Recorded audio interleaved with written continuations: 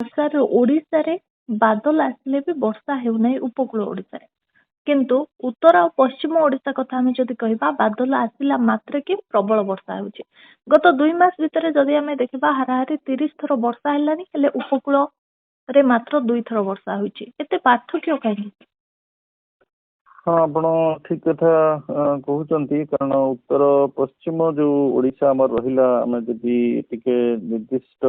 जिला विशेष को नहीं कि विश्लेषण करिबा सुंदरगढ़ जिला हमर मयूरभंज जिला और तापरे केन्दुझर जिला ई सब जिला माने टिके अधिक प्रभाव रहिले हमर जो ग्रीष्म समय रे तार मुख्य कारण रहिला जे उत्तर पश्चिम वायु जो प्रभावटा रहुची हमर जो पश्चिमा झड़ रूपे आ तार जो वायु जो संचालन होउची से झारखंड आ छत्तीसगढ़ पश्चिम बंग से अंचल रहुची तेणु तार प्रभावटा आपण से बारंबार काल बैशाखी रूपे से सब जिला मानकर पाउचंती उपकूलवर्ती जिला मानकर मल्टीपल कारण थाई पारे जो वर्षार मात्रा टिके कमिबारे से जो समय रे गोटे तो लगुची हमर जो बंगोपसागर जो वायुर प्रभावटा टिके बादल सृष्टि करने सक्षम नथिला कारण वायुर प्रभावटा जेते ऊर्ध्वगामी हम बादलटा सृष्टि होगा से सहायक हम सेटा हो पार नथिला जदियो गोटे गोटे एपिसोड एमती मे 16 गोटे एपिसोड थिला मार्च गोटे एपिसोड थिला गोटे विस्तृति वर्षा होइतिला किंतु आपनकर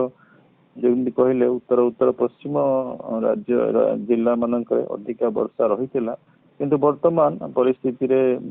संपूर्ण परिवर्तन आसब उपकूलवर्ती जिला माने मत लगुच बेसी वर्षा पाइबे जो लघुचाप आम आशा करुचु जो प्रभावटा मनसून जो प्रभावटा बहुत सक्रिय रहिबो तेणु आउ जो हमर टिके आइसोलेटेड काल बैशाखीर वैशिष्ट्य होउची टिके स्थानीय भाव जो वर्षा होता बर्तमान गोटे विस्तृत अंचल बेसी समय वर्षा हम मत लगुच उपकूलवर्ती जिला भी सबुदिन अप टू मत लगुच नेक्स्ट गोटे हप्ताह पर्यंत वर्षा रहिबो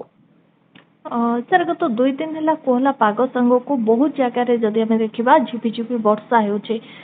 पश्चिम ओडिशा कथा आम जदि कहबा पाग संपूर्ण ठंडा हो जाइछि हेले उपकूल ओडिशा रे वर्षा हेबा सत्ते मध्य सामान्य गुळुगुळी अनुभूत होउछि काहे कि सर हाँ कारण वर्तमान अपन जदि वायुमंडल परिस्थिति को देखिए जो अरब सागर जो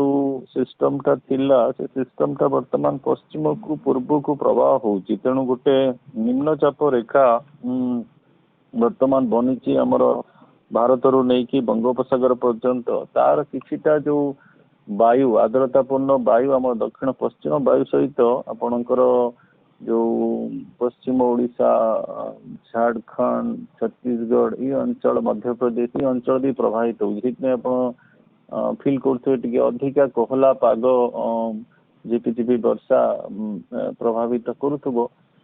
किंतु जो उपकूल जिला मानकर कहले उपकूल जिला मानकर गुळगुळी समस्या कमी किंतु जहाले भी सामुद्रिक वायुर प्रभावटा रहिबो आउ किंतु जेते जेते वर्षा मत लगुच बढ़िबो सेते सेते गुळगुळी समस्या कमी जीवो आउ मते काई लागुनी बेसी गुळगुळी समस्या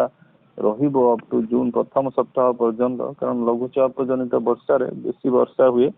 आ जेतिक वायुमंडल आर्द्रता थाए से वर्षा रूपे भूपृष्ठ को आसी जाए तेणु गुळगुळी समस्या बहुत मते लागुची लाघव हबो।